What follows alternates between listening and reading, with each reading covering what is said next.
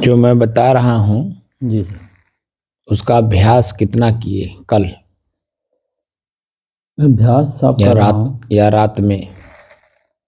साहब, लेकिन इतने अपराध हैं कि देख करके मन, मतलब पिछले जाने से मन एकदम से साहब मतलब दुखित घृणित हो रहा है। तो वही तो भरा हुआ है ना, उसी को तो निकालना है। पिछले जितने जाता हूँ सब मैं बराबर पहले एक एक दिन में जाइए, खाली ज़्यादा और पीछे जाने की जरूरत नहीं है। मैंने इसीलिए कहा था एक एक दिन का निकालिए, भले एक दिन का चीज 2 दिन में हमें देख करके निकालना पड़े। जब और ज्यादा पीछे जाएंगे तो घबरा के भाग जाएंगे। जैसे बच्चे को 1 साल तक कक्षा 1 में पढ़ाया जाता है और वही मास्टर बार बार आते हैं, बार बार वही पढ़ाते हैं। लेकिन अगर बच्चा उब जाएगा तो वो चाहे कि तुरंत हम क्लास 5 में हो जाए या कक्षा 4 में हो जाए, कक्षा 3 में हो जाए, कक्षा 2 में हो जाए, कैसे हो सकता है? बाकी लोग के या तो स्कूल छोड़ देगा या तो स्कूल जो है उसको छुड़वा देगा। दोनों बात होगी ना, तो वो किसी लायक नहीं बनेगा। इसीलिए बच्चा भी जानता है कि हमें साल भर इसी क्लास में पढ़ना है, तो सबसे मेल जोल बढ़ाता है।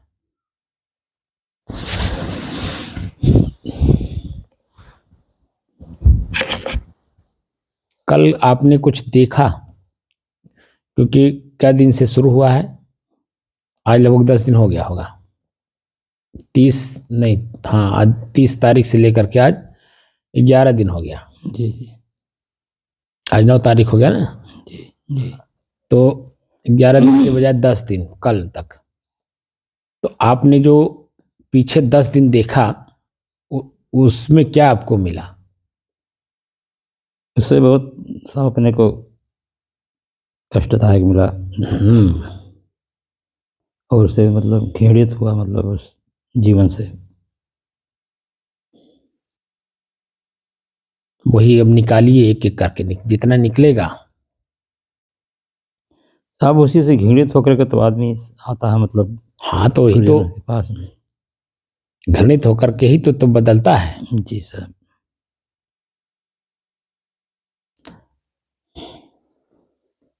उस समय तो मैंने घृणा सा इतना मालूम नहीं हो रहा था, लेकिन घृणा पूरा मालूम हो रहा है उससे क्या कितना घृणा है। हम लोग साहब काम क्रोध मोह लोभ सबसे विकसित, मतलब एकदम से सम्मिलित थे उसी में। सब बहुत हम लोगों ने किया साहब, हमने तो बहुत किया साहब। काम क्रोध मोह लोभ कुल का हम लोगों ने उसी को पुष्ट किया है, कमजोर नहीं किया। और उसको बढ़ावा देते रहे। वही पुष्ट किया, बढ़ावा देने का मतलब पुष्ट किया, मजबूत किया। बहुत मजबूत कर दिया।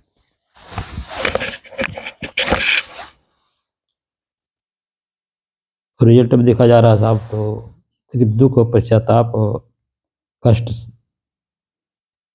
ये शर्म, यही सब लगता है साहब। अपने ऊपर घृणा लगती है, जी मैं क्या क्या कर जी, दिया। मैं क्या किया, लेकिन अब क्या करे, मतलब सब आदमी इसमें क्या कर सकते। नहीं नहीं, करेंगे क्या? अभी तो यही तो बात है। जी गुरु के सानिध्य में आने का मतलब क्या हुआ? जी संत के सानिध्य में आने का मतलब क्या हुआ? यही तो समझना है। आखिर हम आए क्यों हैं? हम जी जी किसके पास आए हैं, प्रश्न ये है। हाँ, संत के पास आए हैं सहायता लेने के लिए, मार्गदर्शन कर, मार्गदर्शक बनाने के लिए हमारे मार्ग को प्रशस्त करिए, मजबूत करिए। जी सर।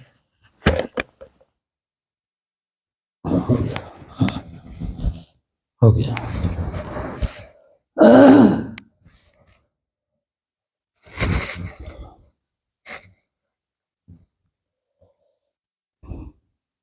अपने ही चंचल मन को अपने ही बस में करके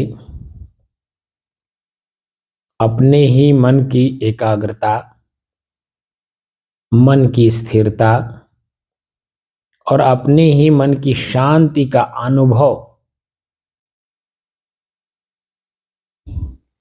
करने की दृष्टि से साधना करते करते आज 794 दिन हो गए।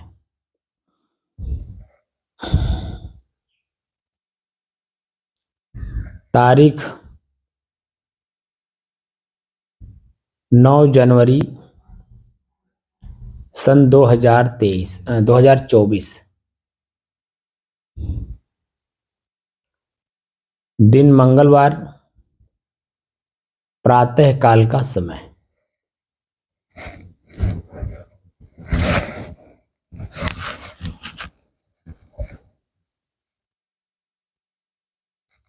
हम जब अपनी ही चीजों को देखते हैं तो 3 चीजों का ज्ञान होता है।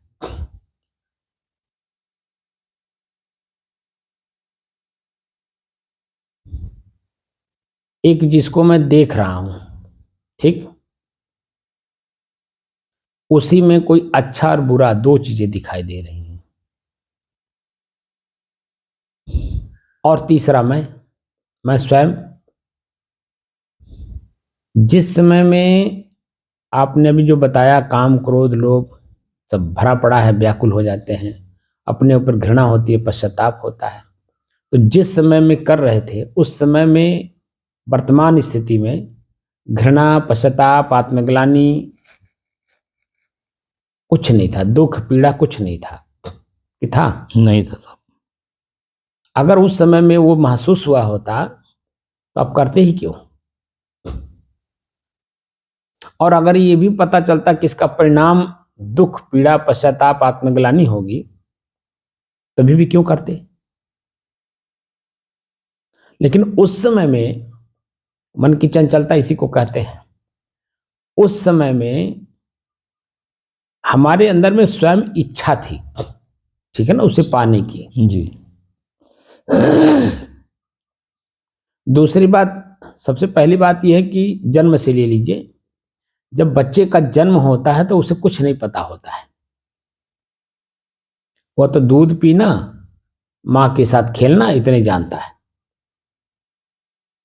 लेकिन जैसे जैसे जन्मतुआ बच्चा का दिन बढ़ता है, वैसे वैसे वो अनेकों लोगों के साथ खेलने लगता है, लोग उसे खिलाने लगते हैं। तो जितने लोग खिलाते हैं उसे, उतने तरह का शब्द उसके कान में डालते हैं कि नहीं? जी जी, बोलिए। डालते हैं। अब वो बालक का जो मन मस्तिष्क है वो तो कोरा कागज है। वो जो आंख से जिन जिन दृश्यों को बार बार देखता है उसमें आसक्त होता जाता है। कि वो जो दृश्य वर्तमान में देखता है, तो दृश्य देखते समय वो जो हाव भाव व्यक्ति का होता है, उसी हाव भाव में बच्चे का भी हाव भाव देखिए बदल जाता है। गौर से जरा इस चीज को देखिए। बदल जाता है। जैसे जैसे व्यक्ति का भाव बदलता है, सेम सेम उस बच्चे का भी हाव भाव क्रियाएं बदल जाती हैं। गलत तो नहीं कह रहा हूं? नहीं, सही है, बिल्कुल सही साहब। वो जो आंख से हाव भाव देख रहा है, भाव उसके बदल रहे हैं, तो वो जो कान के रास्ते जो शब्द उस व्यक्ति का सुना, तो भी तो उसके मस्तिष्क में जा के बैठ रहा है। जी। तो जिस व्यक्ति के पास वो बैठता, जैसे जैसे उसकी उम्र धीरे धीरे बढ़ती है, एक एक दिन, वैसे वैसे उसके कान में काम वासना का, क्रोध का, लोभ का, मोह का, ईर्ष्या का, जलन का, प्रसन्नताप का, वो धीरे धीरे धीरे धीरे सारी चीजें बैठने लगती है सूक्ष्म रूप से। बहुत सूक्ष्म है, सूक्ष्म से सूक्ष्म है। जी जी सर। इतनी गहराई तक तो हम लोग पढ़ ही नहीं पाते हैं। जी। उस समय में जो शब्द हम कान से सुनते हैं, हाव भाव देखते हैं, हमारे अंदर में उस तरह के शब्द अंदर बैठते चले जाते हैं। तो धीरे धीरे जैसे जैसे बढ़ता है बच्चा, वैसे जिनमें मित्र लोग हैं, अरे यार पढ़ाई लिखाई ये वो खेलने कूदने में लगा रहता है। जी जी। लेकिन वहीं उसकी बुआ है या कोई लड़की है, वो भी तो शब्द बोलती है। तो अरे लड़का है, बियाह हुई तो हमारे भतीजा का बियाह हुई तो लड़की बड़ी सुंदर मिली। कौन कह रही है? बुआ कर रही है। फुआ कर रही है, यानी पिताजी की बहन। जी। फुआ हुई ना। अब पिताजी की बहन को आशा है कि मेरी क्या भतीजी भतीजी भतीजी नहीं है, भतीजा की जो वाइफ है भतीजी भतीज बहू कहेंगे ना, भतीज बहू भतीज बहू, भतीजी नहीं, भतीजी तो उसकी बहन हो जाएगी, भतीज बहू यानी पिता के लड़की जो होगी वो भतीजी होगी जी। तो वो जो भतीज बहू है वो आएगी, बड़ी सुंदर होगी, तुम्हारे साथ जिसकी शादी होना वो भी कहीं जन्म ली होगी। वो तरह तरह के शब्द कान सुनता है, तो मन मस्तिष्क में उसके धीरे धीरे बैठता चला जाता है कि नहीं। जी जी। अब जैसे जैसे उम्र बढ़ती है और उसी तरह के वो शब्द सुनता चला जाता है, तो उसके अंदर में एक अलग सी कल्पना जागृत होती है, समझ रहे हैं। जी जी।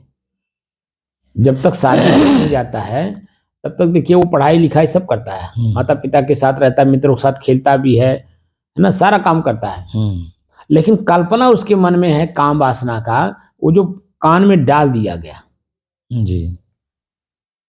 और जैसे से उम्र बढ़ती है तो मित्र लोग भी उसके बारे में ज्यादा चर्चा करने लगते हैं जी। उसी तरह से क्रियाएं भी करने लगते हैं। लड़की बड़ी सुंदर है, बड़ी देखने में सुडोल है, ये वो लड़के जो है आपस में मित्रवत भाव में वो इस तरह से चर्चा करने लगते हैं। अब वो काम वासना की जो पुष्टि होती चली जाती है वही चीजें हम लोगों को दिखाई नहीं देता। और ये भी होता है जैसे जैसे उम्र बढ़ती है, अरे बियाह होई, लड़की आई तो बड़ी सुख देगी, खाना बनाएगी, कपड़ा धोएगी, हर काम करेगी, बहुत सुख देगी।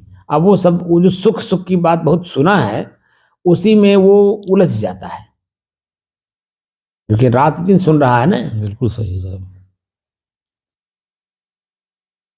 और जब अपने ऊपर भीगता है सुख के जगह पे पहली ही रात में दुख का अनुभव हो जाता है, तीनों काल का। जी जी। न मिलने का दुख, मिलकर बिछुड़ने का दुख, मिल गया उसकी क्रिया का परिणाम तत्काल अपने ही ऊपर घृणा, पश्चाताप, आत्मग्लानि अपने ऊपर ही होती है। क्योंकि अपने शरीर का जो वीर्य शक्ति है जब स्खलित हो जाता है तो शरीर जब अपने दिखाई देता है ना, जी जी, उस समय में दृष्टा दृश्य का तो अभ्यास होता नहीं है कि मैं शरीर नहीं, शरीर मेरा है, ये सब तो बात कहीं उसके कान में तो कभी गई नहीं। जी जी साहब। क्योंकि जो भी लोग मिले सब काम वासना की पूर्ति वाले मिले जी, उसे बढ़ावा देने वाले मिले, बढ़ावा देने वाले जी। ठीक है ना जी सर। जो कि माता पिता भी उसी में भोग रहे हैं, जी जी, भाई बंधु भी, फुआ भी, मौसी भी, सारे लोग उस क्रिया में उस क्रिया से दुख भोग रहे हैं, लेकिन बच्चे के कान में उसकी वास्तविकता नहीं डाली जाती। जी, बात समझ रहे हैं। जी जी, बिल्कुल सही साहब। तो वो जो उस समय में वो देखता है तो दृष्टा दृश्य का तो अभ्यास उसको रहती नहीं है। जी जी, तो अपने ही ऊपर घृणा होती है, अपने शरीर का जब बीज बाहर निकल जाता है, अपने ही लिंग में जो वो लपेटता है अपने बीज, तो घृणा से नहीं लगती है। जी जी, बहुत घृणा लगती है, एकदम घृणा लगता है और पश्चाताप भी होता कि मैं क्या कर डाला। लेकिन वही जब नहीं किया, बीज बाहर नहीं हुआ था, उस समय में क्रिया होने से पहले उसकी कैसी भावना थी, क्रियाशील था। क्रिया जब कर रहा था तब कैसी भावना और क्रिया करने के बाद तत्काल तीनों काल को देख रहा था, नहीं देख रहा। और दृष्टा दृश्य का अभ्यास अगर किया होता तो तीनों काल का वो जो ज्ञान है वो तत्काल में उसे मिल जाता, तो आगे करना है कि नहीं करना वही निर्णय कर लेता। जी जी, क्या करता, वही निर्णय कर लेता कि अब आगे मुझे नहीं करना है, क्योंकि मेरा शरीर मेरे से अलग है और ये मेरा शरीर मुझे सुख दुख का कारण है, मेरे सुख दुख का कारण है, तो इसे हम क्यों ना इसको सुख का कारण बनाएं। तो वीर्य शक्ति को अस्खलित न करा करके बल्कि उसे स्टोर करता। बात समझ रहे हैं। बिल्कुल सही साहब। स्टोर करता तो हमारे हमारे शरीर के सारे अंग एकदम हिष्ट पुष्ट मजबूत प्रसन्नचित आनंदित रहते और उन्हीं लोगों के आनंद में मेरा भी आनंद होता। लेकिन क्या इस तरह का ज्ञान किसी ने कभी दिया, नाम ने होता है जी, ना किसी ने कोई दिया और ना ही अंदर में होती है। तो सबके दोषी तो मैं ही हूं। जी, घूम फिरा करके हम ही हैं। आखिर वो मैं हूं कौन? वही है मन। मन। और जब चित्त पर जाके अनुसंधान करता है, ठीक है ना, तो क्रिया होने के बाद अनुसंधान जब करता तब घृणा होती है। झगड़ा होती है। क्रिया होने के बाद उसी को कहा जा रहा है कि अनुभव, अनु माने पीछे, भव माने उत्पन्न होना। इसीलिए हम जब इस बात को समझ पाए तो समझने के बाद से ही, आज के लगभग 10-12 साल पहले मैं जब इस बात को समझा, तब मैं ये जो ब्रह्मचर्य बच्चों को साधु बनाया जाता है बिना शादी के, बिना उनको गृहस्थ में गए, जी जी। वो फिर आने के बाद जब उनको ज्ञान तो है नहीं, वो फिर उसी की तरफ भागने लगते हैं। भले उनको वेद शास्त्र रटा दिया जाए तोता की तरह, ठीक है ना, उनको लंगोटी पहना दिया जाए, लंगोटी के बारे में पूरी जानकारी दे दिया जाए, वो आचरण संपन्न भी हो, कुछ भी हो, लेकिन फिर भी मन उसकी तरफ खींचता है, बार बार खींचता है। मैं अपना अनुभव बता रहा हूँ। नहीं सच है सर। मैं इतना ज्ञान रखते हुए भी कभी कभी मेरा मन अपनी तरफ बहुत खींचने लगता है, क्योंकि पहले का बैठा हुआ है ना, बड़ी सावधानी के साथ चलने के बाद भी वो अपनी तरफ बहुत तेजी के साथ खींचता है जी। इसीलिए तो संत महात्मा कहते हैं कि काम नहीं यह काल है, और काम अपरबन है, और जब उमगत है देह में तो ज्ञानिन करत अधीर, अधीर कर देता है। बात समझ रहे हैं? वही मैं कह रहा हूं, अपने ही अंदर में इतना, मतलब मैं कई तरह की आपको अनुभव करा दिया बात बता करके जी जी जी। लेकिन फिर भी मैं आपको बता रहा हूं कि कभी कभी खींचता अपनी तरफ। जी जी। वो जो वायु हमारे शरीर में चारों तरफ घूमता है, उत्तेजना पैदा करने वाली 5 प्रकार की वायु बताया था ना मैं। जी जी। तो 5 प्रकार की वायु में एक वायु जो उत्तेजित करता है, पूरे शरीर में थकान, दबाव, तनाव, ये सब दिलाता है, वही वायु जब हमारे शिश्नेंद्रिय के अंदर प्रवेश करता है नसों में, उस समय में न चाहते हुए भी नसें एकदम टाइट हो जाती हैं, पीड़ा देती हैं, खिंचाव करती हैं अपनी तरफ, तो मन भी उसमें आकर्षित हो जाता है। शरीर में हो रहा है ना, तो मन भी उस समय में ज्ञान, ध्यान, ये जो चर्चाएं सब भूल जाता है जी, और अपनी तरफ आकर्षित करने लगता है। लेकिन हम, गुरु महाराज की असीम कृपा है कि जैसे ही इस तरह की भावना मन में उत्पन्न होने लगती है या शरीर में उत्पन्न होने लगती है, तुरंत उसे हम डाइवर्ट कर देते हैं। मनोवृत्ति सिर्फ डाइवर्ट करने की कला सीखनी है।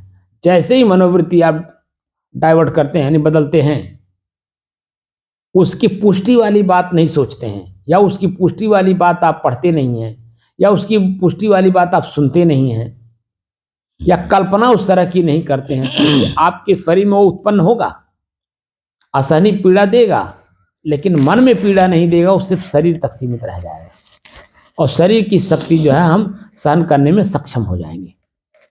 मैं इसीलिए ये सब बातें पहले हर चीज धीरे धीरे मैं करा रहा हूं अभ्यास। बात समझ रहे हैं? जी सर। मन में अपार कष्ट होता है मेरे शब्द से, और मैं चाहता हूं कष्ट हो। ऐसा नहीं है कि मैं नहीं चाहता हूं कि आपको कष्ट ना हो, मैं स्वयं चाहता हूं कि कष्ट हो, और जब तक कष्ट नहीं होगा तब तक चेतना नहीं जागृत होगी कि आखिर ये ऐसा क्यों करा रहे हैं मेरे पे। ये गुरुओं की बड़ी सूक्ष्म दृष्टि है। गुरुओं की इस सूक्ष्म दृष्टि को समझना इतना आसान नहीं होता है। वही बात स्वामी प्रेमानंद जी कह रहे थे कि संत बड़े पैनी दृष्टि रखते हैं, तभी तो अंदर से हाथ भी लगाए रहते हैं और ऊपर से चोट भी मारते हैं। बड़ी सूक्ष्म बात है। जब तक चोट नहीं लगता है, स्वयं में चेतना जागृत नहीं होती। यही अनुभव, बात समझ रहे हैं? जी। शुरू से लेकर के और अब तक लगभग 699 वीडियो अपलोड है। ये 700वां वीडियो होगा जी। और आप हर वीडियो में देखिए, मैं एकदम खुल करके चर्चा किया हूं जी। तो जब तक इस तरह की घटना नहीं घटेगी, जैसे आप देखिए, मैं अपनी बात अभी वर्तमान में आपको बताता हूं। जिस समय में मेरे शरीर में बवासीर नाम का रोग नहीं था, शब्द ही तो है, शब्द ही बोल रहा हूं मैं। जी जी जी। अब मेरे शरीर के किस अंग में बवासीर हुआ है, ये जिसको हुआ होगा या जो जानता होगा सहज समझ गया होगा जी कि गुदा द्वार जी। जिस रास्ते मल निकलता है, तो मल रास्ते में वो जो मांसपेशियां हैं, उन मांसपेशियों में फटान हो जाती है, जी। खून निकलने लगता है। जी। हमको जो हुआ है वो बादी नहीं है, खूनी है। तो इसका मतलब हुआ कि हमारा जो मल है वो सूख करके जब बाहर निकल रहा था, उस समय में हमारे मांस के ऊपर जो पर्दे थे उसको फाड़ दिया। क्या क्या फाड़ दिया। अब उसी की वजह से जो है वो अपार कष्ट मुझे दे रहा है। तो शरीर में कष्ट हो रहा है, न कि मन में कष्ट हो रहा है। जी। तो मैं शरीर के सभी अंगों को इस तरह से देख रहा हूं कि यह जब नहीं था तब क्या अनुभव करा रहा था, और जब ये कष्ट हो गया तब क्या अनुभव करा रहा है। लेकिन जब यही कष्ट सहन में आ जाता है, तब पुनः पिछली वाली बात हमें स्मृति में आ जाता है। यानी जब हमें रोग नहीं हुआ था तब हमारे मन की स्थिति कैसी थी, रोग के समय हमारी मानसिक स्थिति कैसी है, और यही रोग हमें धीरे धीरे आज लगभग 10-12 दिन हो गया, वो अपने आप में देखिए वो सहनशीलता अपने आप बना दे रही है। जैसे कोरोना आया तो एक रिसर्च आया कि इसी कोरोना में ही जीना पड़ेगा, खत्म नहीं होगा, क्योंकि इसकी वैक्सीन अभी खत्म होने वाली बनी नहीं है, इसी में जीना पड़ेगा। तो देखिए सरकार जो कर्फ्यू वगैरह लगाई थी वो धीरे धीरे धीरे धीरे धीरे धीरे कंट्रोल की कि नहीं। जो देश स्तर पे था फिर राज्य स्तर पर आ गया, राज्य स्तर के बाद मंडल स्तर पे आ गया, मंडल स्तर के बाद जिले स्तर पे आ गया, अब जिले स्तर से लेकर के फिर नीचे आए तहसील स्तर, फिर नीचे आए गांव स्तर, फिर नीचे आए गली स्तर, फिर नीचे आ गए घर के स्तर पे कि किस घर में किसको कोरोना है, बस उसी का घर सील कर दीजिए, बस और कुछ नहीं। जिस व्यक्ति को हुआ है, यहां नीचे आ गए, जिस व्यक्ति को हुआ है उसका खाना पीना जन्म अलग कर दीजिए। तो धीरे धीरे धीरे धीरे धीरे धीरे कंट्रोल हो गया कि नहीं। जी। अब आप देख लीजिए कि सबके मन में अब वो सारी बातें खत्म हो गई। जिस समय में कोरोना था उस समय में क्या पीड़ा थी लोगों की, जी जी। पूरे राष्ट्र स्तर पे, फिर राज्य स्तर पे, फिर मंडल स्तर पे, फिर जिले स्तर पे, फिर तहसील स्तर पे, फिर गांव स्तर पे, फिर मोहल्ले और घर की स्थिति में आ गए, फिर व्यक्ति स्तर पे आ गया। अब धीरे धीरे धीरे धीरे धीरे देखिए वो कोरोना है, भागा नहीं है, लेकिन क्या किसी के मन में है। अब उसी में जीने की वो एक सामान्य जीवन बन गया। क्या हो गया, सामान्य जीवन हो गया उसी में। यही स्थिति हम लोगों को बनाना है। जो पूर्व में घटनाएं हो चुकी हैं, पूर्व के पहले की मन अपने शरीर की स्थिति को पढ़ना होगा, मन की स्थिति को पढ़ना होगा। जो उस समय में उमंग उत्साह था वो क्रिया के समय भी था, और क्रिया के बाद जो स्थिति हुई थी उसको भी पढ़ना है। तो जो वर्तमान में हमारे शरीर की क्रिया हो रही होगी उस क्रिया से इसकी तुलना कर लिया जाए। जब तुलनात्मक अध्ययन करेंगे तो पश्चाताप, आत्मग्लानि और घृणा नहीं होगा, अपने ऊपर कष्ट नहीं महसूस होगा। तब क्या होगा, तब धीरे धीरे धीरे धीरे ही सामान्य हो जाएगा, और सामान्य होगा तो स्मृति में आने के बाद भी, ख्याल में आने के बाद भी सतर्कता ये रहेगी कि पहली बात तो स्मृति में ना आवे, जी, ख्याल में न आने पावे। दूसरी बात, ख्याल में अगर आ भी गया तो तुरंत हम अपने मानसिक स्थिति को तुरंत बदल दे।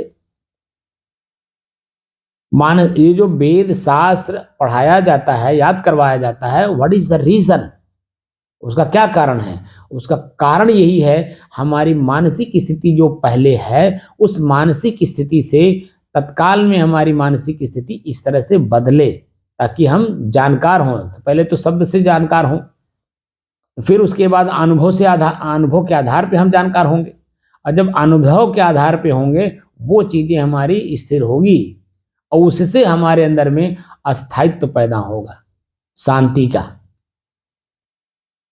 स्व का, कैवल्य का, मोक्ष का, स्वरूप स्थिति का, आत्म स्थिति का ज्ञान होगा। बात समझ रहे हैं? जी सर, बिल्कुल ये सही। जो रटवाया जाता है ये मानसिक स्थिति को बदलने के लिए, क्योंकि पहले जब संस्कार हमारे मन में था अगर वही रह जाएगा तो यहाँ साधु जीवन में आने के बाद भी कल्याण नहीं होगा, क्योंकि पहले के संस्कार आपके ऊपर हावी हैं।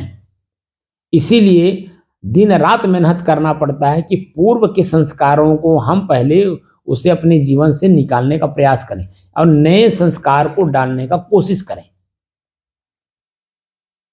और फिर आगे चल करके दोनों संस्कारों को हमें तुलनात्मक अध्ययन करना होता है। फिर एक मध्य की स्थिति आती है, बीच की, उसमें ना वर्तमान रहता है, ना भूत, ना भविष्य रहता, वहां सिर्फ मैं ही मैं रहता है। उसी की चर्चा देखिए हमारे शास्त्रों में है सब जगह कि उस स्थिति में ना वहां वर्तमान का सूरज है, ना पृथ्वी है, ना मिट्टी है, ना अग्नि है, ना वायु, कुछ नहीं है, वहां सिर्फ मैं और कुछ नहीं। वह स्थिति जो बनती है उसी स्थिति में जाने के बाद हम इन सब से अलग होते हैं, तो मोक्ष उसी को कहते हैं। तो मोह का क्षय हो जाता है, नष्ट हो जाता है, नाश हो जाता है। तो हम किसी के प्रति आकर्षित नहीं होते हैं और किसी के प्रति घृणा नहीं होती, ईर्ष्या नहीं होती, जलन नहीं होता, क्रोध वासना, मोह वासना, काम वासना बिल्कुल ही छू नहीं पाएगी जब वो स्थिति आती है। लेकिन उस स्थिति तक मैं बार बार वर्णन उसका किया हूं, लेकिन अभी तक मन स्थिति नहीं गई वहां। जैसे मुझे रोग हो गया, अब जो भी व्यक्ति जो शब्द बताता है, बोलता शब्दों से बोलेगा ना, वो भी जब जब मैं शब्द निकालता हूं कि मुझे बवासीर हो गया है, तो कौन सा हुआ? खूनी। तो जितने लोगों से मैं बता रहा हूं, बोल रहा हूं, वो लोग भी बता रहे हैं कि मुझे भी हुआ था, वो कह रहे हैं मुझे भी हुआ था, मैं ये दवा किया, मैं ये दवा किया, मैं ये दवा किया। तो उसी में से हमें अपने को अध्ययन करने के लिए मिल रहा है कि जिसको भी खूनी हुआ हो और उन लोगों में कॉमन क्या चीजें आ रही है। कोई विशेष काम किया है एक दो, लेकिन कुछ ऐसे भी शब्द आ रहे हैं कि जो कॉमन है। सफाई, मिर्च मसाला तेल सब बंद करना, मोटा अनाज खाना, समझ रहे हैं? जी जी। और पतला खिचड़ी, और खिचड़ी में घी डाल करके उसे खाना, ये सब कॉमन चीजें मिल रही हैं। और गुदा द्वार में उंगली डाल करके हल्का सा सफाई कर देना, ये सब कॉमन चीजें मिल रही हैं। जिसके अंदर में ये रोग हुआ है, जब मैं चर्चा कर रहा हूं तो वो लोग भी अपनी चर्चा कर रहे हैं कि हमको भी हुआ था, इस दवा से, इस यहाँ जाने से, इनसे मिलने से ये सब हुआ। लेकिन कॉमन चीजें, ये चीजें मिल रही हैं कि सफाई ऑल द मस्ट। मेन चीज साहब वही पेट, पेट के खराब से है ही है सर। तो पेट तो है ही है, नीचे जो गुदा द्वार में मल रुक जाता है ना, जी जी, तो रुक जाता है पेट। तो उसको जब अंगुली डाल करके आप हाँ, सफाई साफ कर देते हैं तो उससे ज्यादा आपको रिलैक्स मिल जाता है। ये जी। अनुभव मुझे हो रहा, जी जी जी, सही है। मेरा अपना खुद का अनुभव बता रहा हूं। हाँ तो कॉमन चीजें आई कि नहीं आई? जी जी इसका मतलब है कि काम वासना से सभी ग्रसित हैं। जी जी जब तक शरीर रहेगा वो चीजें रहेगी, जी लेकिन हमें इसी शरीर में रहते हुए भी हमें उसका अनुभव नहीं करना है। जी अनुभव होगा, क्रिया होगी अपने आप में, लेकिन मन स्थिति हमारी सामान्य रहेगी। जी हम आकर्षित नहीं होंगे, आकर्षित नहीं होंगे तो आसक्ति भाव नहीं जागेगी, और आसक्ति भाव नहीं होगी तो एक के प्रति मोह और दूसरे के प्रति द्वेष नहीं होगा, जी तो राग द्वेष से मुक्त हो गए। जी हमें अपने शरीर को अपने बस में करने का मौका मिल गया, और शरीर मेरा है न कि मैं हूं, ये भी ज्ञान हो गया। जी तो मेरा जो भी चीज होता है उसका सुरक्षा, उसका नष्ट होना, उसको सुरक्षित रखना, खराब करना, ये सब स्थिति मन स्थिति बन जाती है, हमारी मन स्थिति बन जाती है। कौन से सामान को मुझे नष्ट कर देना है, अपने हाथ से हम लोग करते हैं कि नहीं करते हैं? और कौन सा सामान है कि उसका सुरक्षा भी करना है, और कौन सा वही सामान है जिसका हमें उपभोग भी करना है। बात समझ रहे हैं? जैसे उदाहरण ले लीजिए, भोजन करना है, भूख लगा है, तो भोजन हम शरीर को उतने देंगे जितने से मेरी भूख मिट जाए। और वही भोजन जब 3 दिन एक दिन से एक टाइम से 2 टाइम होता है, तो देखिए एक टाइम से दूसरे टाइम हम लोग भोजन ग्रहण कर लेते हैं, लेकिन वही भोजन जब तीसरे चौथे टाइम में चला जाता है तो उसको हम नष्ट करते हैं कि नहीं? अपने हाथ से नष्ट करते हैं। नष्ट करते हैं। और पहले टाइम जो भोजन हमने किया और जो बच गया उसकी सुरक्षा दूसरे टाइम तक के लिए हम लोग करते हैं कि नहीं करते? जी। तो तीनों काल में है कि नहीं है? जी। बोलिए।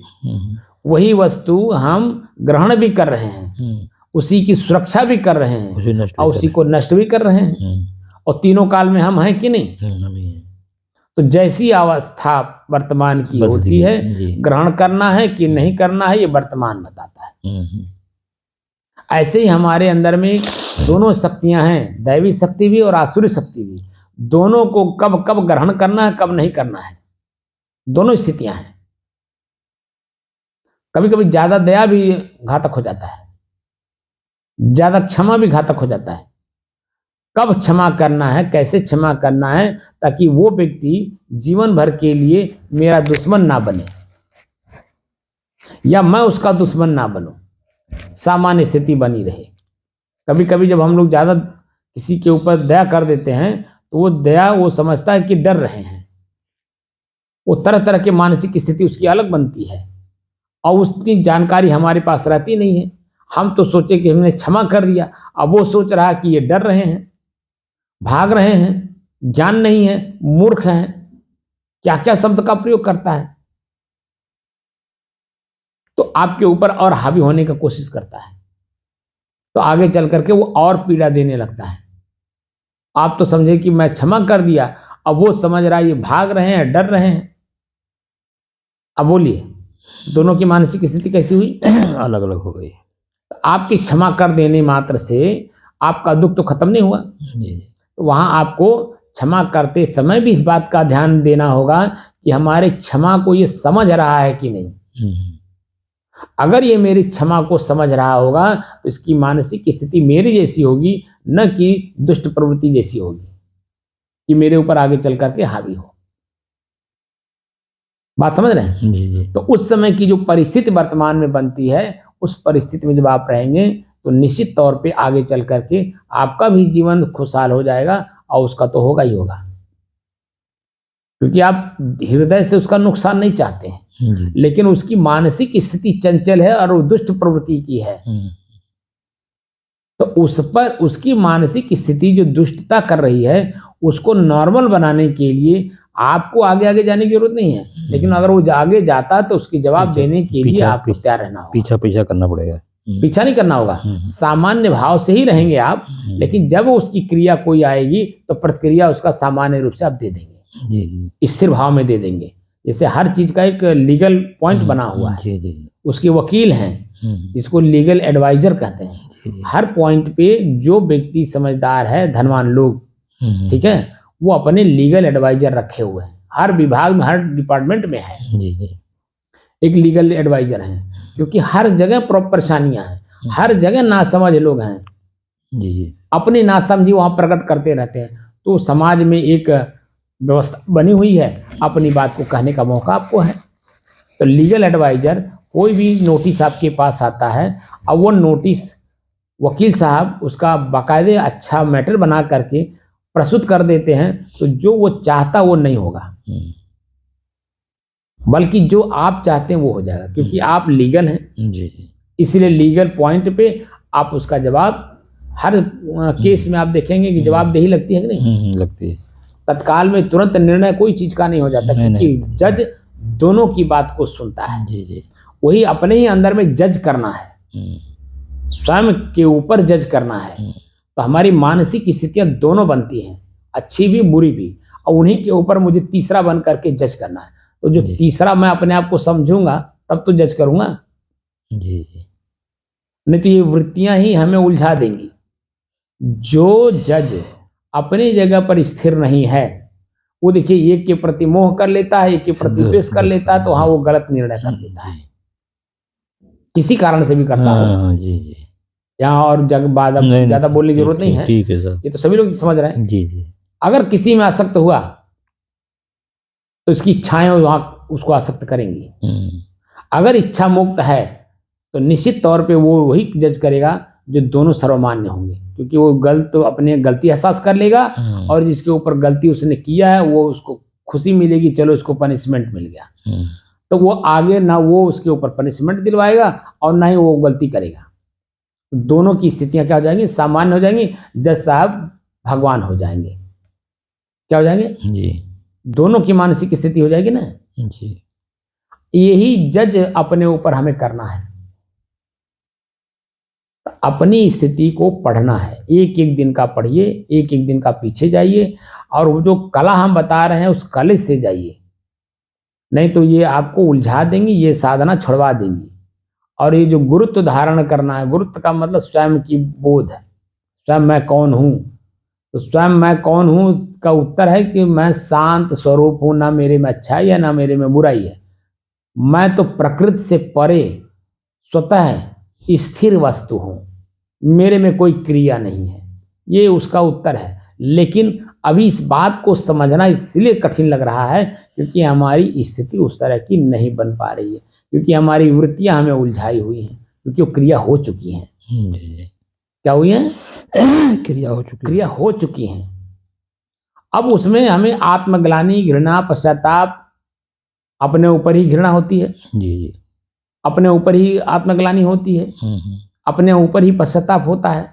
लेकिन जिस समय में आप कर रहे थे अज्ञान दशा था, जानकारी नहीं थी, लेकिन अब आपको जानकारी हो गई है गुरु के माध्यम से और स्वतः उसका अनुभव भी आपको हुआ है वो पॉइंट पे। जी जी।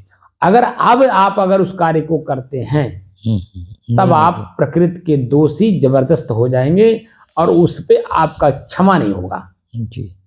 ऐसे में क्या है, प्रकृति भी क्षमा कर देगी तो आपका चित्त बिल्कुल निर्मल हो जाएगा। प्रकृति भी क्षमा कर देती है जी जी। तो आपका चित्त निर्मल हो जाता है। और अगर आप क्रिया पे क्रिया जान करके भी क्रिया पे क्रिया करते जा रहे हैं तब प्रकृति आपको क्षमा नहीं करती है बल्कि रोग दे देती है, चित्त की चंचलता का और शरीर में अनेकों प्रकार का रोग आपकी क्रिया के कारण ही देती है आपको रोग। तनाव जो है आपके आपके क्रियाओं के द्वारा ही होती है, क्योंकि आप जान भी रहे हैं फिर भी बार बार किए जा रहे हैं, इससे तनाव बढ़ता है। अब तनाव के कारण heart attack, brain haemorrhage, sugar, blood pressure, यहाँ तक कि सुसाइड और अंदर में जो है सुजाग जैसी बीमारी हो जाती है। बात समझ रहे हैं? जी जी। लेकिन जब आप अपने चित्त को निर्मल करते हैं तो आपका यही शरीर आपको आगे भी जीने की एक तमन्ना मन में देती है कि मेरा भी कार्य पूरा नहीं हुआ है, अब शरीर छोड़ने से पहले मुझे अपना काम कर लेना है। जैसे जो समझदार व्यक्ति है एक दिन के अनुभव से कि मैं कल आज दिन में क्या नहीं किया जिसके कारण मैं आज शुद्ध रूप से दाल भात रोटी सब्जी नहीं खा पा रहा हूं, क्या नहीं किया, अब क्या कल हम कर लें दिन उगते ही कि मैं शाम को इसी टाइम कल दाल भात रोटी सब्जी सब प्रसन्न मुद्रा में खाऊं, स्वयं खाऊं और पूरे परिवार को खिलाऊं। तो क्या करता है, जैसे ही 4 बजता है तब से लेके और 8 बजे तक एकदम चौकन्ना रहता है, अपने काम जो उसके उस समय के काम रहते हैं शरीर के सारे काम निपटा लेता है, इंतजार करता है 8 बजे का, वो बल्कि 7 बजे जो है ना मार्केट पहुंच जाता है। आजकल तो लेबर चौक भी बना हुआ ना, लेबर चौक पे वो 8 बजते बजते 7 बजे पहुंच जाता है जी। अब पहुंच करके इंतजार करता है अपनी बारी का कि हमको भी कोई लेबर के रूप में ले जाए, मैं उसका काम करूं, शाम को कुछ कमाई मिले और शाम के टाइम उसी कमाई से हम चावल दाल मिर्च मसाला तेल सब खरीद के लाएं और अपने बच्चों के बीच में बना करके दाल भात रोटी सब्जी सब खाएं। तो वो दिन डूबने से पहले वो अपना काम कर लेता है कि नहीं? जी। और करने के बाद वही अपने बच्चों के साथ दिन डूबने के बाद 7-8 बजे तक बना खा करके फिर डकार मारते हुए फिर सभी को सुला के तब अपने भी सोता है। यही हमारे जीवन की गाथा है कि हम एक जन्म पहले इसका अनुभव किए थे, लेकिन दूसरा जब जन्म होता है ना तो शरीर दूसरी होती है, आंख दूसरा होता है, परिवार दूसरा होता है, मन मस्तिष्क दूसरा होता है, तो पीछे वाली बात ही याद नहीं आती। जो व्यक्ति प्रतिदिन अपना गरीबी देख रहा है, ठीक है, दूसरे दिनों मेहनत कर ही नहीं रहा है, जैसे सवेरा होता है उस बात को भूल जाता है, और जब भूल जाता है तो लेबरई करता नहीं है, मेहनत करता नहीं है, तो बता दीजिए फिर शाम को पश्चाताप पे हाथ आएगा कि नहीं आएगा? जी ये भी करेगा। तो गरीबी तो खुद वह गरीबी लिए हुए है, क्योंकि अपनी खुद की गरीबी समझ नहीं रहा है, इसलिए अमीरी करे कैसे? क्योंकि उसके खुद के मेहनत से ही वो अमीर बनेगा। अगर मेहनत करता है तो दिन दूना रात चौगुना वो बढ़ता चला जाएगा, अगर मेहनत नहीं करता है तो जहाँ है उससे भी नीचे चला जाएगा। और यही शरीर जहर खाने का मन कर लेता है, पानी में कूदने का मन कर लेता है, ट्रेन के नीचे कूदने का मन कर लेता है, और जा करके एक अच्छा तरीका आजकल निकाल लिए हैं लोग, बस किसी पेड़ में रस्सी बांधे, गले में बांधे, बस लटक गए। अब बता दीजिए, जो आपका कष्ट था पहले का वो तो आपका खत्म नहीं हुआ, और अलग से और आपने बना लिया। तो जन्म तो होना ही होना है, तो जो कष्ट आज लेकर के जा रहे हो उसी कष्ट वाले शरीर में आपको बार बार जाना पड़ेगा। बात समझ रहे हैं? जी जी। इसलिए ये सब चीजें यहां बता दे रहा हूं ताकि वो बाद में आपको अनुभव हो। लेकिन अभी धीरे धीरे चलिए, उतावलेपन में चलने की जरूरत नहीं है। बस ये है कि लगातार आप चलते रहिए, एक दिन ऐसी अवस्था आएगी कि स्वयं आपका अनुभव आपको अपने तक पहुंचाएगा कि मैं कौन हूं, शुद्ध, शांत और स्थिर। वहां कैवल्य अवस्था, मोक्ष अवस्था, ठीक है, स्वरूप स्थित की अवस्था है ना, आत्मस्थिति की अवस्था, वो सब शब्द हैं मात्र। जिस समय में पानी आपको मिल गया, आप पी लिए, उस समय में वाटर, जल, पानी, आप कुछ कहने की जरूरत पड़ती है? जी नहीं। क्योंकि आपको थी प्यास। अब पानी पीने के लिए, पानी मांगने के लिए आपको शब्द की जरूरत पड़ती है कि सामने वाला कौन से शब्द को समझता है जिससे मुझे पानी मिल जाए और मैं पी करके तृप्त हो जाऊं। तो आप क्या करते हैं, सामने वाले की भाषा में एक वर्ड बोल देते हैं, शब्द बोल देते हैं, भैया जरा पानी पिला दे, क्योंकि वो आप जान रहे हैं कि ये यही जानता है। और अगर थोड़ा सा ऊपर शहर में जाते हैं तो आप क्या बोलते हैं, भैया जरा एक गिलास पानी पिला देंगे, प्यास बड़ी तेज लगी है। तो वहां भैया पानी पिला दें इना ही कहते हैं, भैया पानी पिला देंगे, और उसी के मन में प्रश्न डाल दीजिए, और बेचारा तुरंत घर से ला करके पानी आपको पिला देता है। लेकिन वो हिंदी नहीं जानता और भोजपुरी भाषा नहीं जानता, अवधी भाषा, तब क्या बोलते हैं, प्लीज गिव मी वाटर, ठीक है ना। तो वो सामने वाला समझ जाता है कि ये पानी मांग रहे हैं, आप पानी पिए। तो जो पानी, चाहे पानी कह करके पीजिए, चाहे वाटर कह करके पीजिए, जो प्यास है वो जब आपकी मिटती है उस समय में आप बता दीजिए क्या आपको अनुभव होता है, वाटर पी रहा हूँ कि जल पी रहा हूँ कि पानी पी रहा हूँ कि आप पी रहा हूँ। जी जी। वो सारे शब्द अपने आप में इंक्लूड हो गए, जुड़ गए, बस वहां क्या है, हमारी तृप्ति हो गई। प्यास, जो प्यास का हमें तड़प हो रहा था, पानी का कष्ट महसूस हो रहा था, वो कष्ट देखिए अपने आप सुख में बदल गया, आनंद में बदल गया, और न जल रह गया, न आब रह गया, न पानी रह गया, न वाटर रह गया, बस वहां एक चीज रह गया, तृप्ति। जो पीड़ा महसूस हो रही थी वो पीड़ा मुक्त हो गए। तो पीड़ा मुक्त की स्थिति जो है हमारी अपनी स्वयं की है, यही बनानी है जी। ये कैवल्य मोक्ष सब भी छूट जाएगा, बस सिर्फ आप रह जाएंगे। आप क्या कर रहे हैं, बस एकदम अपने आप में, क्योंकि मन रहेगा ही नहीं। मन है तो जन्म आपको इधर उधर करता है, अच्छा बुरा में ले जाता है, वहां मन रहेगा ही नहीं, बस एकदम तृप्ति रहेगी। जितने देर हमें प्यास लगी रहती है, पानी जब तक मिल नहीं जाता है, तब तक देखिए मन की चंचलता कैसे रहती है, अच्छे बुरे के रूप में। जी अगर प्यास सहन में है तब हमारा मन मस्तिष्क बिल्कुल शांत और स्थिर रहेगा। लेकिन जैसे जैसे समय बीतता है, हमारे मन शरीर की व्याकुलता बढ़ती है प्यास में, प्यास के रूप में, वैसे वैसे देखिए अच्छाई भी बुराई में बदलती चली जाती है। ये आदमी जो चोरी करता है, समझ रहे हैं, जी वो चोरी इसी तरह से नहीं करता है, वह असामान्य उसकी स्थिति जब बदल जाती है तब वो करता है। जैसे भोजन के लिए, भोजन उसके पास नहीं है तो भूख को मिटाने के लिए रोटी का चोरी करता है। और अगर उसकी भूख मिट जाए तो चोरी क्यों करेगा? बोलिए। जी जी अगर भूख मिट जाए तो चोरी क्यों करेगा? लेकिन असामान्य स्थिति में वो बुरे काम को भी अच्छा समझ करके कर लेता है, क्योंकि स्वयं की रक्षा वहां क्या आ जाता है? स्वयं की रक्षा। स्वयं की रक्षार्थ हमने चोरी की। हमने चोरी जान के नहीं की है, स्वयं की रक्षार्थ, यानी भूख इतना ज्यादा था कि मैं अपने आप को रोक नहीं पाया, तो शरीर बिछुड़ ना जाए, मृत्यु ना हो जाए, इसलिए हमने चोरी की।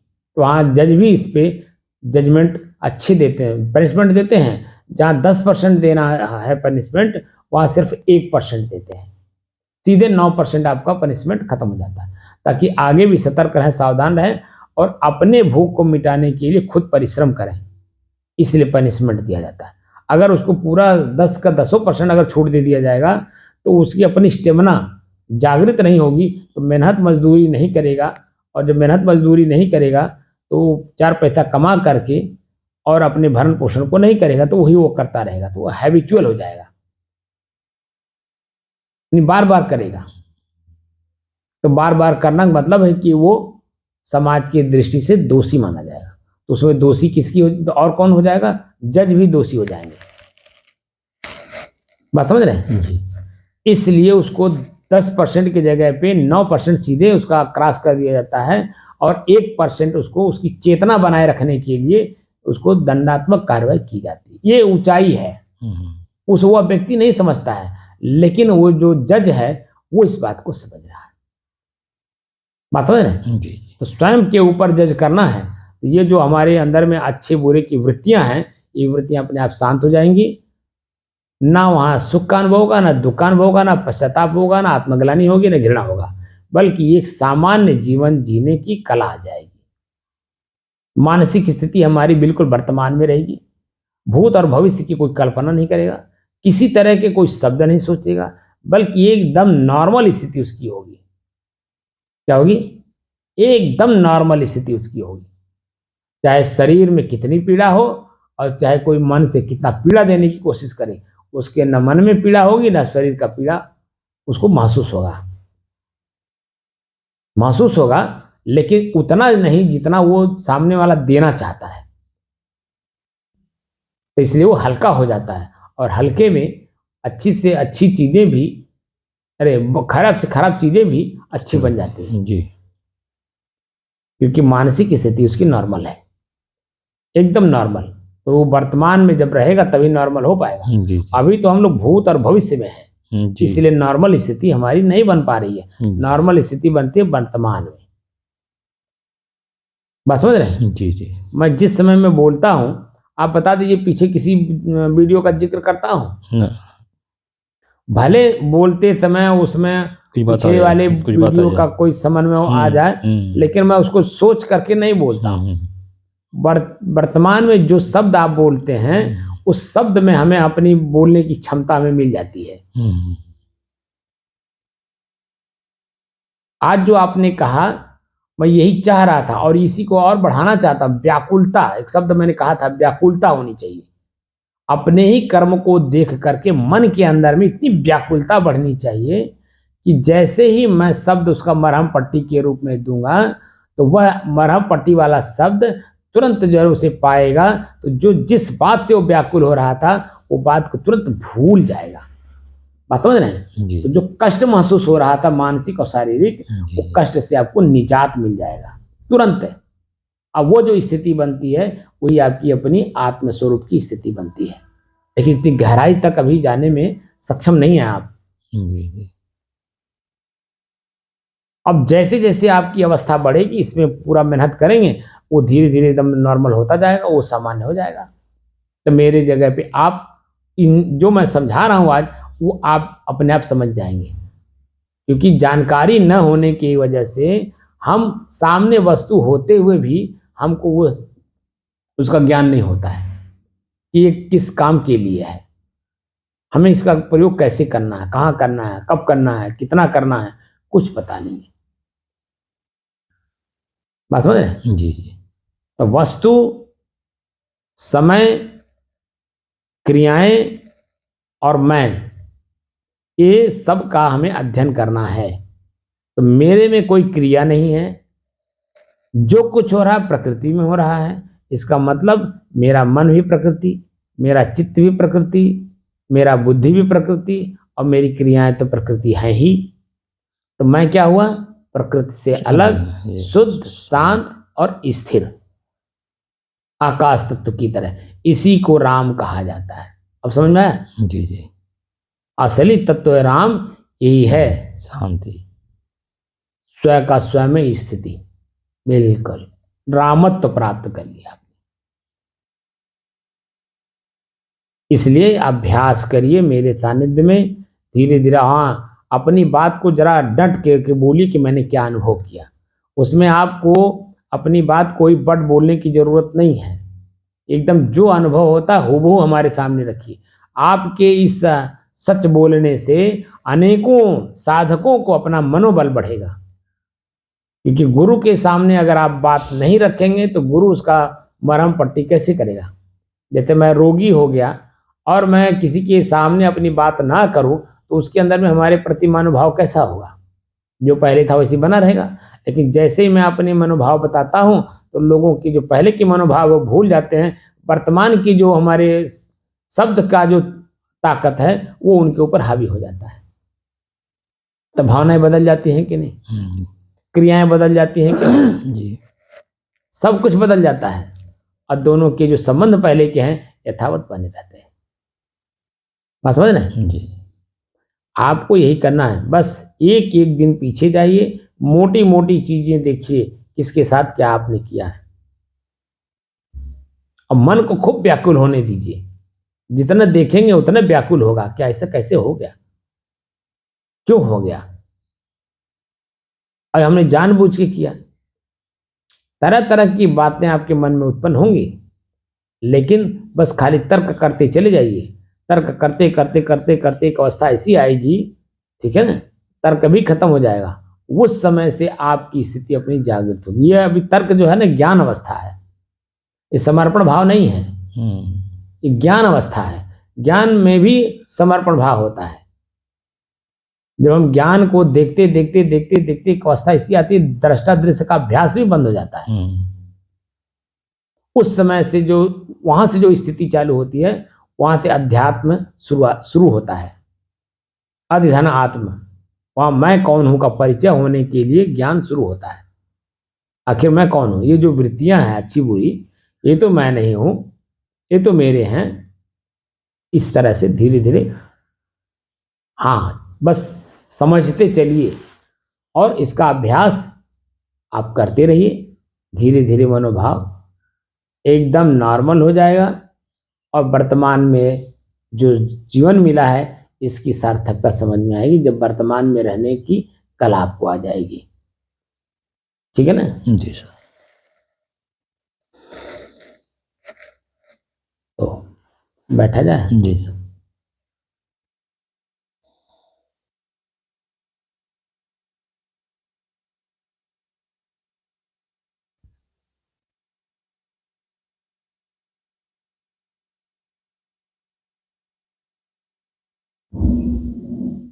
शुरुआती दौर में व्याकुलता आएगी, ठीक है ना, घबराइएगा नहीं। वही आगे चल करके जब बार बार अब देखना शुरू करेंगे तो वो धीरे धीरे नॉर्मल होता जाएगा। आपको कष्ट पीड़ा जो वर्तमान में बहुत असहनीय दे रहा था, वह एकदम शान में आ जाएगा और उसके प्रति ज़्यादा कोई सुख दुख के रूप में आपकी मनोवृत्ति नहीं जाएगी।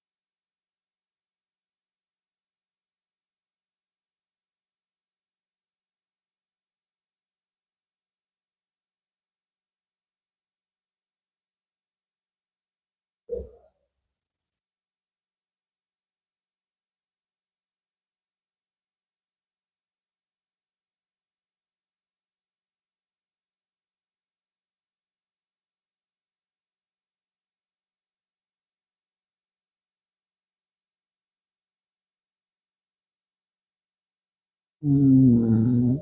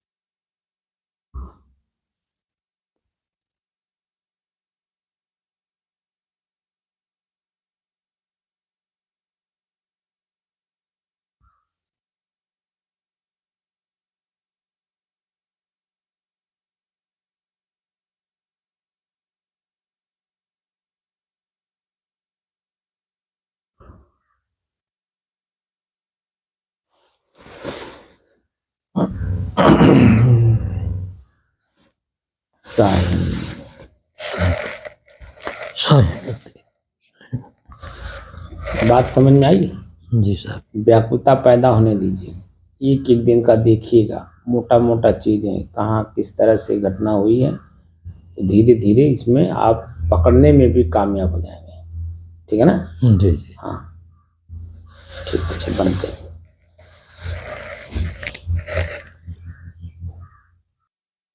इसी का उदाहरण जामवंत का दिया गया कि जामवंत हनुमान जी के अंदर में शक्ति जागृत करते हैं, जो लंका में जा करके सीता का पता करके हर परिस्थिति को समझ करके वर्तमान में जैसी जहाँ जरूरत है उसका पालन करके और सकुशल जैसे जा रहे हैं वैसे सकुशल लौट।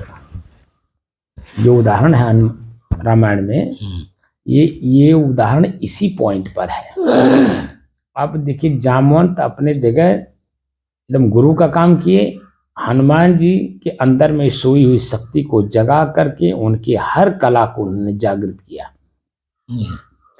और देखिए गए लंका में, और लंका में घर घर घूमे हैं, है ना, सूक्ष्म स्थूल जैसी जरूरत पड़ी है, और सीता का पता भी लगा लिया और अपने ताकत का वहां एहसास करा दिया और उनकी ताकत का आकलन कर लिया। जी। क्या किया? इसका भी जिक्र है ना। ताकत का आकलन कर लिया, उनकी ताकत का आकलन कर लिया और अपने ताकत का एहसास करा दिया अकेले ही, और दुश्मन को भयभीत भी कर दिया। जी। वहां की जनता के अंदर में एक ऐसी भावना जागृत कर दी, है ना जी। ये स्थिति बनती है आपकी। वह एक एग्जाम्पल है, ये भीतर में आपकी खुद जागृत होगा। मैं जामवंत की जगह पे, आप हनुमान की जगह पे, और लंका में कूदना है आपको। ठीक है ना? जी। लंका आपके अपने शरीर में ही कूदना है। जी। और लंका मतलब इच्छाएं अनंत, काम क्रोध लोभ मोह राग द्वेष, इसी के लोग वहां दया क्षमा संतोष धैर्य विचार वे कुछ है ये नहीं है।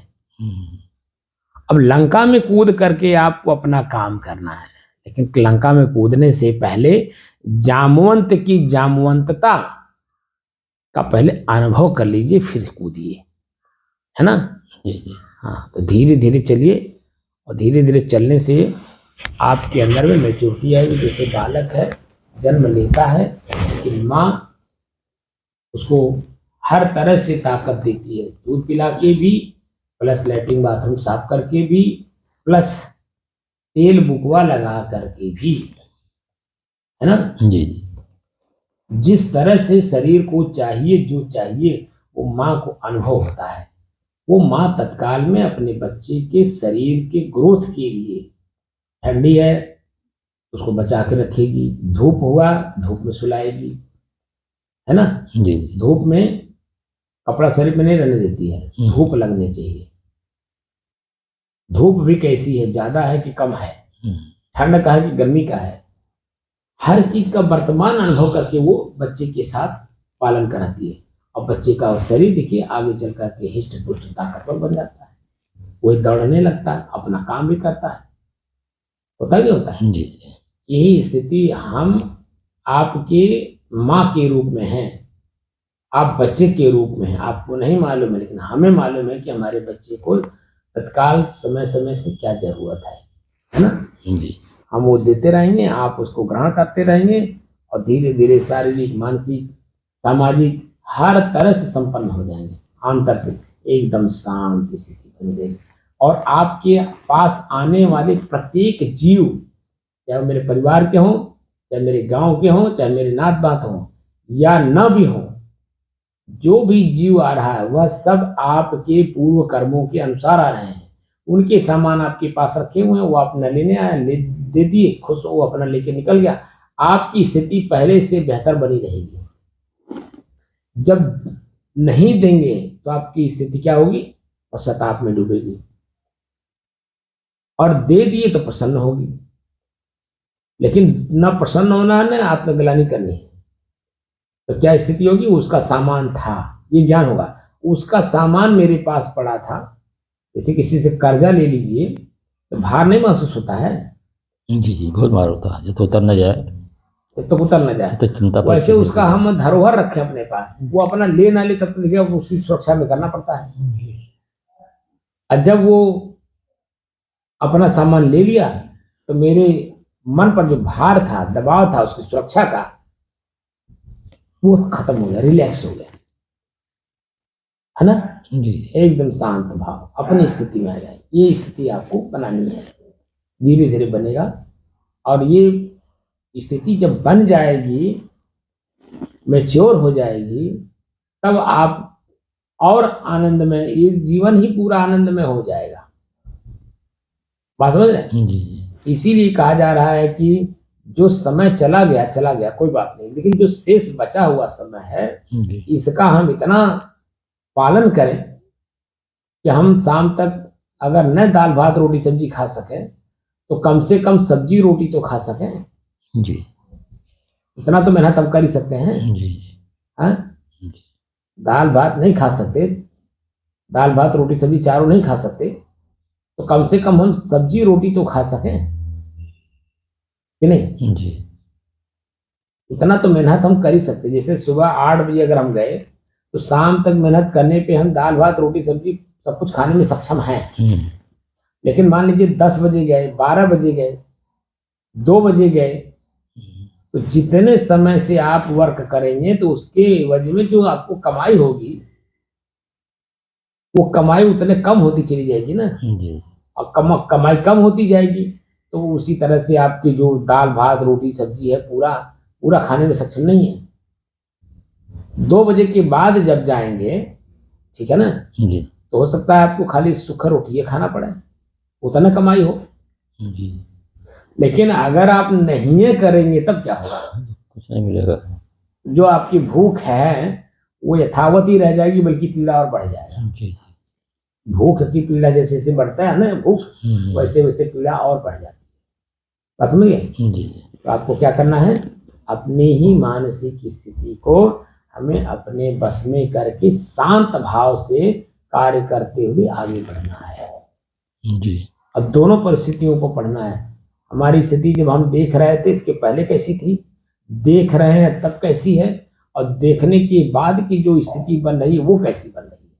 और जब दोनों समाप्त हो गए, मन स्थिति हमारी शांत हो गई, बिल्कुल नहीं कुछ है, कौन क्रिया नहीं हो रही है, तब कैसी हमारी स्थिति है। जी तो वही स्थिति आपकी अपनी बनेगी, है ना। जी और यही कमाई आपकी अपनी साहिल।